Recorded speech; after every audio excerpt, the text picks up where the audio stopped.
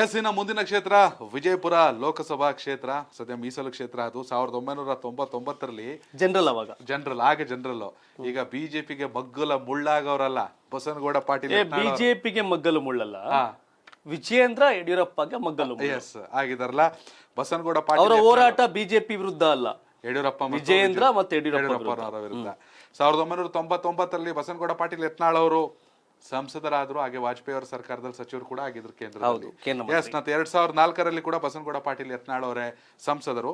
ಇನ್ನ 2009 ಏನ್ ವಿಷಯ ಗೊತ್ತಾ, 2099 2004 MP, 99ರಲ್ಲಿ ವಾಜಪೇಯಿ ಗವರ್ಮೆಂಟ್ ಅಲ್ಲಿ ಕೇಂದ್ರ ಮಂತ್ರಿ. ಯಡಿಯೂರಪ್ಪ ಮಂತ್ರಿ ಅಂತ ಆಗಿದ್ದು DCM ಅಂತ ಆಗಿದ್ದು 2006ರಲ್ಲಿ. ಹೌದು, ಯಡಿಯೂರಪ್ಪಗಿಂತ ಮೊದಲೇ ಕೇಂದ್ರದಲ್ಲಿ ಸಚಿವ ಬಸನಗೌಡ ಪಾಟೀಲ್ ಯತ್ನಾಳ್ ಕೇಂದ್ರ ಸಚಿವ. ಹೌದು, ವಾಜಪೇಯಿ ಗವರ್ಮೆಂಟ್ ಅಲ್ಲಿ. ಎರಡನೇ ವಿಚಾರ ಏನು ಅಂದ್ರೆ ಅವ್ರದ್ದು ಮೀಸಲು ಕ್ಷೇತ್ರ ಚೇಂಜ್ ಆಗುತ್ತೆ. ಅಂದ್ರೆ ಜನರಲ್ ಇರೋದು ಮೀಸಲಾಗುತ್ತೆ. ಚಿಕ್ಕೋಡಿ ಮೀಸಲು ಕ್ಷೇತ್ರ ಇರೋದು ಅಲ್ಲಿ ರಮೇಶ್ ಜಿಗಜಿಣಗಿ ಇರ್ತಾರೆ. 2009ಕ್ಕೆ ಅವರು ಇಲ್ಲಿ ಜನರಲ್ ಇದು ಮೀಸಲಾಗುತ್ತೆ ವಿಜಯಪುರ, ಇಲ್ಲಿಗೆ ಬರ್ತಾರೆ. ಯತ್ನಾಳಾಗ MLA ಕಡೆ ಮೂವ್ ಆಗಕ್ಕೆ ಇದ್ ಮಾಡ್ತಾರೆ.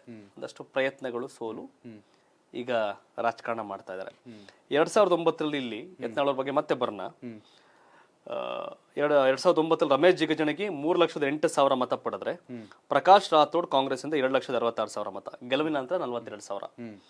2014 ನರೇಂದ್ರ ಮೋದಿ ಅಲೆ ರಮೇಶ್ ಜಿಗಜಿಣಗಿ 4,71,000 ಮತ, ಪ್ರಕಾಶ್ ರಾಥೋಡ್ ಕಾಂಗ್ರೆಸ್ ಇಂದ 4,01,000 ಮತ, ಗೆಲುವಿನ ನಂತರ 69,000.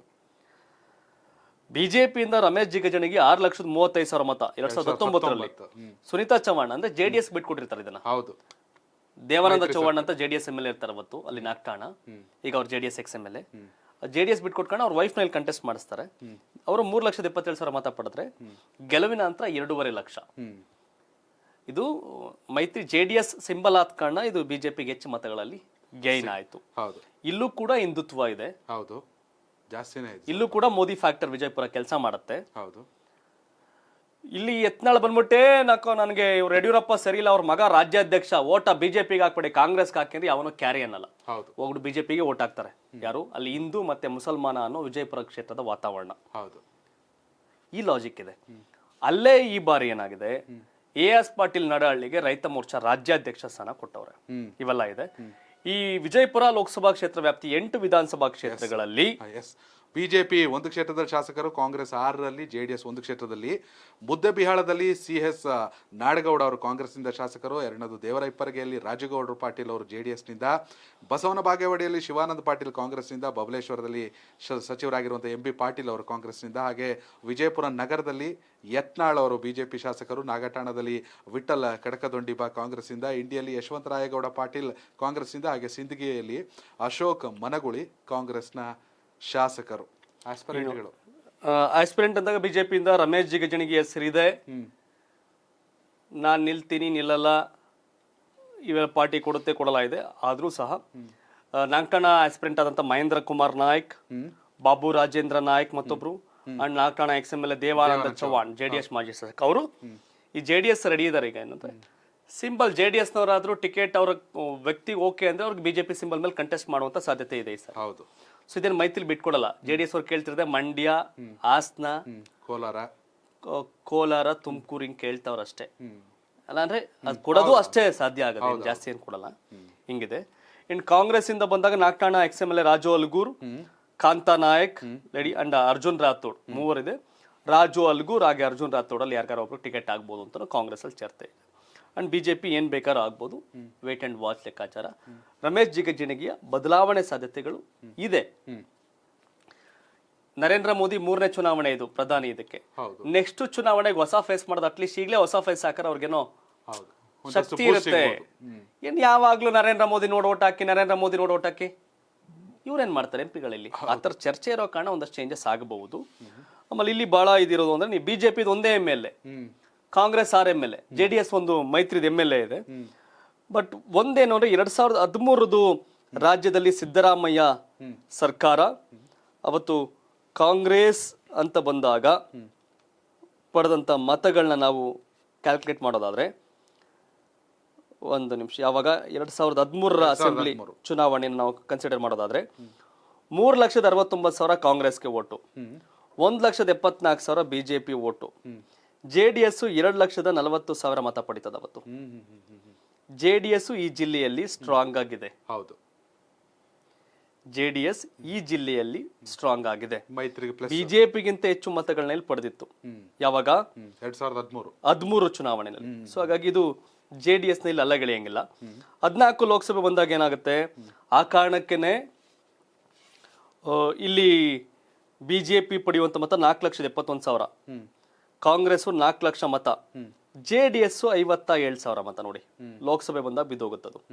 ಮತ್ತೆ 18 ವಿಧಾನಸಭೆ ಚುನಾವಣೆಯಲ್ಲಿ ಬಂದಾಗ 2018 4,47,000 ಕಾಂಗ್ರೆಸ್ಗೆ, 4,43,000 ಬಿಜೆಪಿಗೆ, 2,83,000 JDS ಆಗಿತ್ತು. 2023 ಬಂದು ನೋಡಿದಾಗ 5,99,000 ಕಾಂಗ್ರೆಸ್ಸಿಗೆ, 5 ಲಕ್ಷ ಬಿಜೆಪಿಗೆ, 2,06,000 JDS ಮತ ಕೂಡ 2 ಲಕ್ಷ ಈ ಜಿಲ್ಲೆಯಲ್ಲಿ ಇದೆ. ಹೌದು, ಈ ಲೋಕಸಭಾ ಕ್ಷೇತ್ರ ವ್ಯಾಪ್ತಿಯಲ್ಲಿ ಇದೆ. ಸೊ ಹೀಗಾಗಿ ಇಲ್ಲಿ JDS ಪಾತ್ರ ನಿರ್ಣಾಯಕ ಇದೆ. ಅವ್ರ ಮೈತ್ರಿ ಆಗಿದ್ದಾರೆ, ಬಟ್ ಕಾರ್ಯಕರ್ತರು ಮೈತ್ರಿ ಆಗ್ತಾರಾ, ಸಪೋರ್ಟ್ ಮಾಡ್ತಾರ, ಅವನ್ನ ನೋಡಬೇಕು. ಬಟ್ ಅದ್ ಸೆಕೆಂಡ್ರಿ. ಅವ್ರ ಆಗ್ಲಿ ಆಗದೆ ಇರ್ಲಿ, ವಿಧಾನಸಭೆ ಚುನಾವಣೆಯಲ್ಲಿ ಬಿಜೆಪಿ ಹೀನಾಯವಾಗಿ ಸೋತ್ರು, ಲೋಕಸಭೆಯಲ್ಲಿ ಮತ್ತೆ ಜನ ಅವಕಾಶ ಮಾಡ್ಕೊಡ್ತಾವ್ರ. ವಿಜಯಪುರದ ಜನ ಹೌದು, ಯತ್ನಾಳ್ಗೆ 2 ಬಾರಿ, ರಮೇಶ್ ಜಿಗಜಣಿಗೆ 3 ಬಾರಿ, 99ರಿಂದ ಇವತ್ತಿನವರೆಗೆ 5 ಚುನಾವಣೆಯಲ್ಲಿ ಬಿಜೆಪಿ ಗೆದ್ದಿದೆ. ಹೌದು, 5 ಬಾರಿ 5 ಬಾರಿ ಬಿಜೆಪಿ ಗೆದ್ದಿದೆ.